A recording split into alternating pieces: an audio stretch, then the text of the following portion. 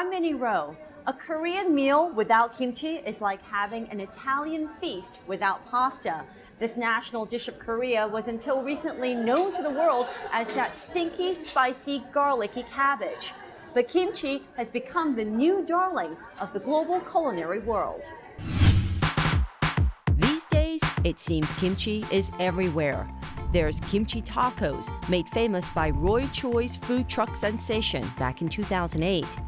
Giada De Laurentiis cooked up a kimchi pancake on one of her Food Network shows.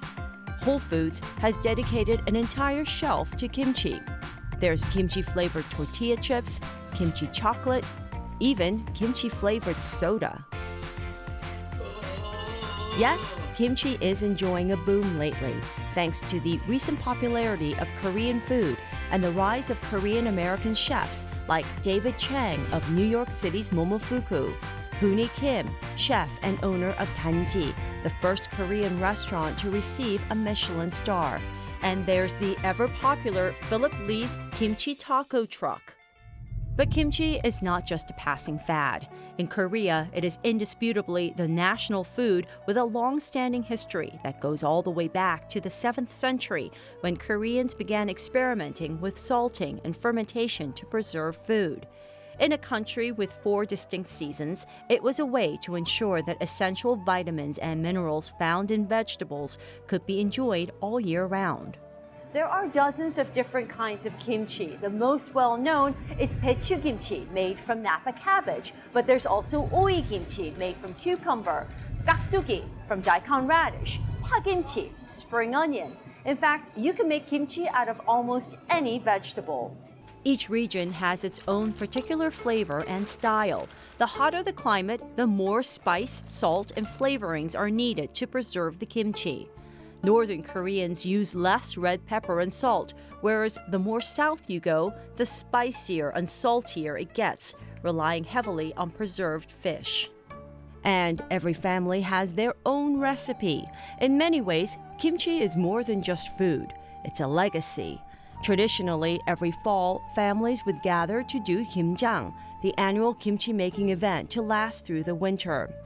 It's not just about making kimchi, but also about passing down family recipes, bonding with loved ones, and sharing the fruits of their labor. In 2013, UNESCO recognized kimjang as an intangible cultural heritage item. Ellen Blau has fond memories of living in Korea as a child and doing kimjang with grandmother, mom, and aunts. Tell me a little bit about the kimchi making that you were familiar with as a child. It was always, in Korea, it was always cold, and we were always running around, and Grandma would be yelling at us to stay away. And I feel like they had crates of this cabbage, and you could smell it, and you could, when Grandmother touches your face, you could feel the spiciness of her hand because they didn't wear gloves.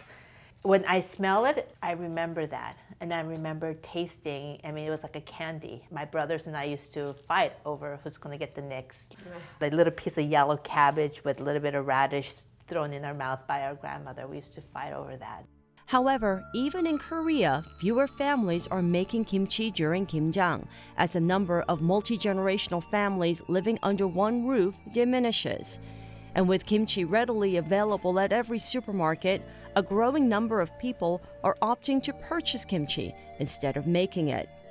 Blau says she wants to continue the tradition as long as possible. I want to learn everything from Mom. Because not just kimchi, but making all the sauces and things like that. And I look at my daughter and I'd like her to understand the world wasn't always like this. I also wanted to learn how to make kimchi, so I asked Blau's mother, In Suk-shin, to teach me her technique. So tell me, you buy the cabbage, and then what do you do in the first step?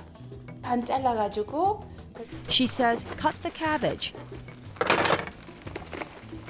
and put it into a salty water bath. Then take a spoonful of salt and sprinkle on each cabbage leaf until it wilts. Next, she makes a spicy mixture of 무하고 Radish, 레디쉬하고 사과가 들어가고 Apple. 마늘, garlic, 진저, 파, green onion, 그리고 아니언, 그리고 옥타포스, 슈림프, 고춧가루, chili powder. 칠리 파우더. The final ingredient is a dollop of starch to aid in fermentation. Shin favors cooked oatmeal. She then spreads the mixture on each leaf, wraps it up, and into the bottle it goes. At the end of the day, Blau had bottles of kimchi to take home. If fermented properly, it should last a couple of months. But the memories with the time spent with her mom will remain long after the last leaf of cabbage is gone. Last but not least, kimchi is good for you too, packed full of the probiotic strain Lactobacilli, a bacteria also found in yogurt. Kimchi also has anti-aging and anti-cancer benefits, promoting brain, colon, and skin health. And best of all, kimchi can help you lose weight. So what are you waiting for? I'm Minnie Roh for Asian American Life.